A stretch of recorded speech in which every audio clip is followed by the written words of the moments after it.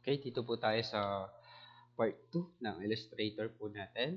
So, ito na po yung artboard po natin. Ito na po yung interface po ng software po natin. So, dito po, nandito po yung mga tools na kailangan po natin sa Illustrator.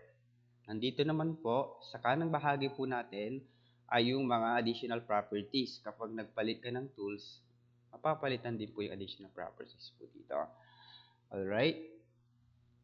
So, paano tayo mag-start? So, let's see, gamit muna natin itong General Selection Tool. Ayan. Ito, ginagamit natin ang General Selection Tool pang-select ng ating mga objects. Ayan. So, bawat rules po ay may specific task po sila. Nakadesign po sila para magawa po ang isang mga bagay. Okay? So, first thing, tapat po natin yung cursor natin sa may artboard po natin. And then, paano tayo mag-zoom in, zoom out? Ayan. So, mag-zoom in, zoom out, press po natin o hold po natin yung out. And then, doon po sa mouse ay scroll wheel po natin. Pag papalayo po, mag-zoom out po siya. Okay? Pag papasok naman, scroll in mo, mag-zoom in po. Meaning, kung saan po nakatapat po yung cursor po natin, doon po siya mag-zoom in and mag-zoom out. Okay? Select for example, yan, zoom in, zoom out ka, and then, na ganun mo. Okay, minsan magaganon mo siya unintentionally. Pag nawala ka sa artboard, control 0 mo lang po. Babalik po tayo doon po sa artboard.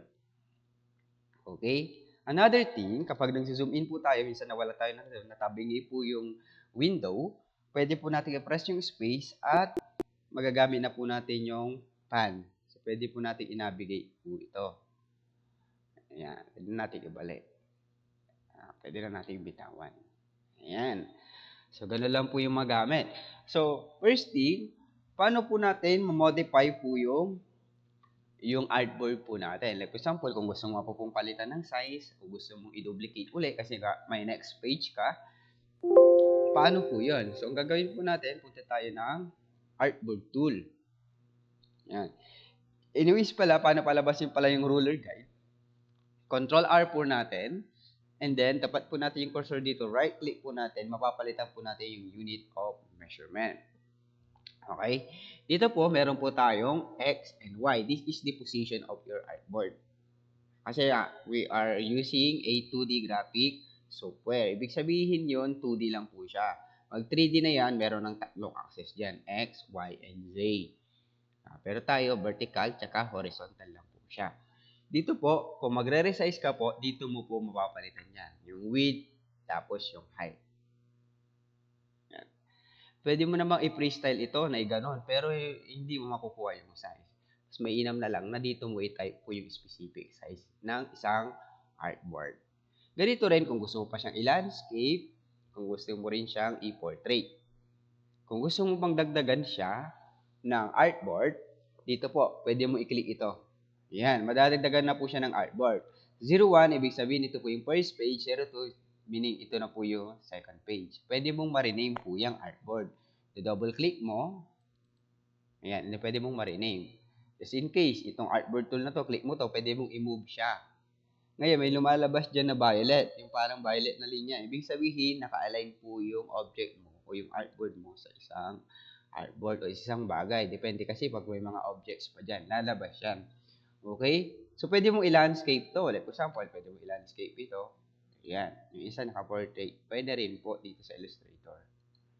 Ayan. Another approach, pag i-delete mo siya, pwede mong i-delete yan. Delete sa keyboard. Ayan. Another approach, hold Alt, drag.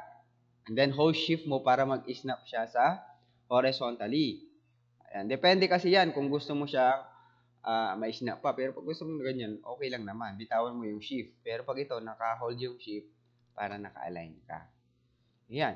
Another thing, pwede rin po dito. Pag-click mo dito, sa mga layers, lalabas po dito yung artboards. You know, pwede mong ma-move po yan. Kunwari, yung page number 2, pwede mong i-move sa page number 1. Pwede mo i-click tong arrow. Ayan o, mag-move sila. Napapansin mo, yung page 1 ngayon, nandito na siya. Tapos yung page 2, ayun, nandun. Kasi nagpalit sila dito. Pwede mo ibalik naman. Pwede mo rin i-delete sila dito, and then pwede ka mag-new artboard ulit dito. Ayan. So, ganun lang siya. Paano siya i-navigate? To undo is Control Z.